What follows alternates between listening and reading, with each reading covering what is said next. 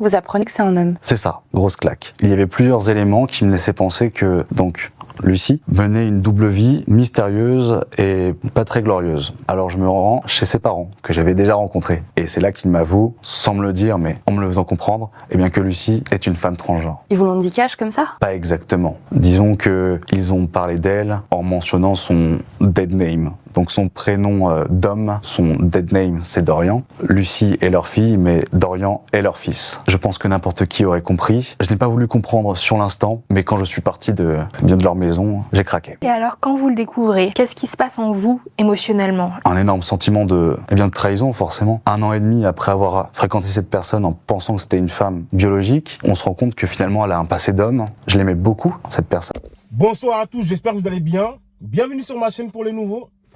Abonnez-vous, comme ça c'est simple, c'est gratuit. Attendez pas que ça soit payant. Pour les anciens, merci à vous, grâce à vous on est 206. Continuez à liker, partager et à réagir aux vidéos bien sûr. Aujourd'hui, normalement pour les anciens, comme vous le savez, j'ai déjà mis une vidéo en amont et je vais faire une réaction. Pour moi c'est une vidéo très importante et grave à la fois. Normalement dans la vidéo que je vous ai mis, c'est un mec qui nous explique qu'il était en couple pendant 1 an et demi avec une pseudo-femme. Évidemment, il ne le savait pas. Et un de ces quatre, il soupçonnait sa compagne d'avoir des activités bizarres. Il est parti chez sa belle famille. Évidemment, en 1 an et demi, ils ont eu le temps de se connaître, les belles familles, enfin les deux familles. Donc il va là-bas, il se pose tranquillement et c'est sa belle-mère qui lui fait des révélations un peu bizarres. Mais sans lui dire directement, vous voyez.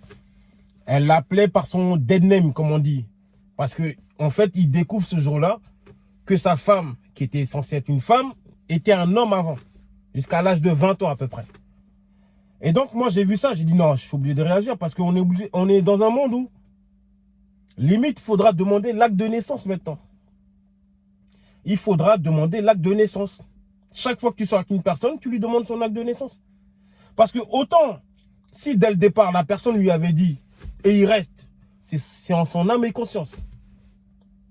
Maintenant, pour moi, ne pas lui dire et vouloir que la personne accepte comme ça, c'est un V et c'est l'abus de pouvoir ou de l'abus de trahison. Vous voyez?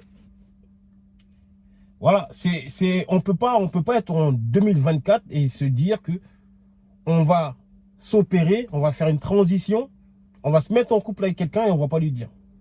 On n'a jamais vu ça. Normalement, ça ne devrait pas se faire. Comme je l'ai dit tout à l'heure, une personne, tu te mets avec elle, tu lui dis dès le départ, elle veut rester, elle reste, elle veut partir, elle part. Personne ne doit retenir personne.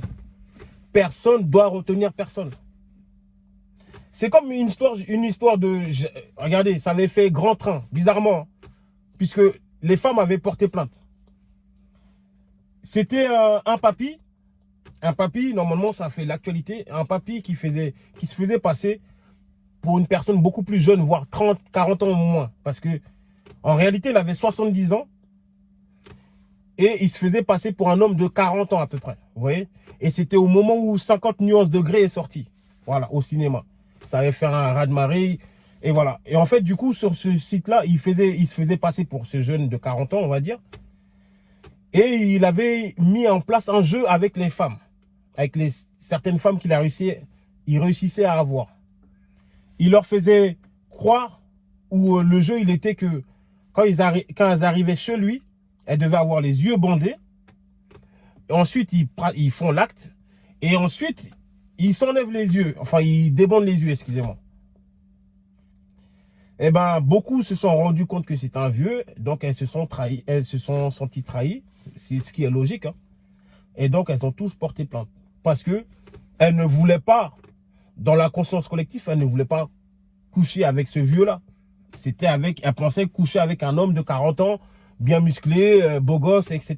Et non pas avec un papy de 70 ans. Vous voyez? Donc c'est de la trahison, c'est de l'abus de pouvoir, et c'est quand même un V, puisqu'elles ne sont pas au courant dès le départ. Si elles étaient au courant, elles y vont. Elles ne pourraient pas se dire que c'est un V. Mais elles n'étaient pas au courant, évidemment. Donc c'est exactement le même cas de figure. Comment tu peux sortir 1 an et demi avec quelqu'un et ne pas lui dire ton identité? Ça veut dire qu'en fait, tu n'as même pas confiance en elle pour lui dire ça au bout de 1 an et demi. Et ça veut dire que la personne s'est projetée avec toi pour avoir des enfants, enfin, pour avoir une situation de couple. La personne s'est projetée. Elle s'est imaginée avoir des enfants avec toi. Et au bout de 1 an et demi, tu lui dis même pas que tu étais un homme avant. Donc la transition, les gens, ils en font ce qu'ils veulent. Hein. Mais au moins, dites aux gens. On est obligé de demander des actes de naissance. C'est pour ça que quand les gens disent qu'il faut demander le passé des gens, il y a des personnes qui montent sur les réseaux, qui s'offusquent. Moi, je dis aussi, partant de là, il faut toujours demander le passé à une femme.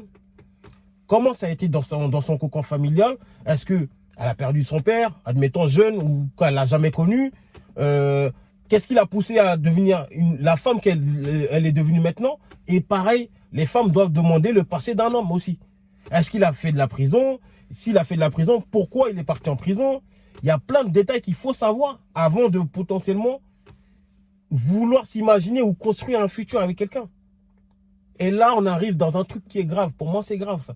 Parce que il aurait pu devenir SDF, se foutre en l'air, ou même encore pire, disjoncter et vouloir en finir avec la vie de la personne avec qui il est sorti pendant 1 an et demi. Vous imaginez même pas ce que les gens peuvent faire. Lui, il a l'air de l'avoir bien pris. Enfin, il a été traumatisé quand même.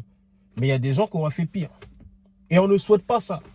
Mais dites aux gens avec qui vous allez vous installer, en tout cas si ça devient du sérieux, dites-leur la vérité. Avant qu'ils la prennent dans la bouche de quelqu'un d'autre. Parce que c'est encore pire. Et donc dans l'histoire, normalement, il a appris ça, il était traumatisé. Mais pendant 1 an et demi, il a appris à aimer cette personne-là.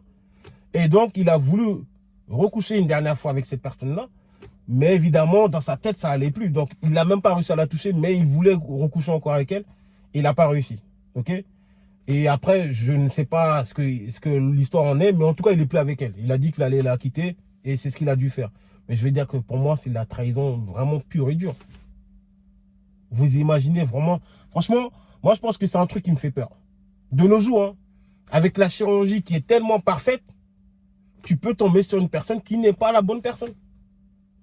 Pareil, il y a déjà eu des femmes qui sont tombées sur des hommes. Elles pensaient que c'était des vrais hommes.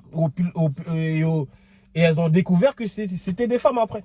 C'est de la trahison aussi. C'est de la trahison. Voilà, mais franchement, pour moi, c'est du n'importe quoi. Je ne sais pas qu'est-ce qu'il faut faire.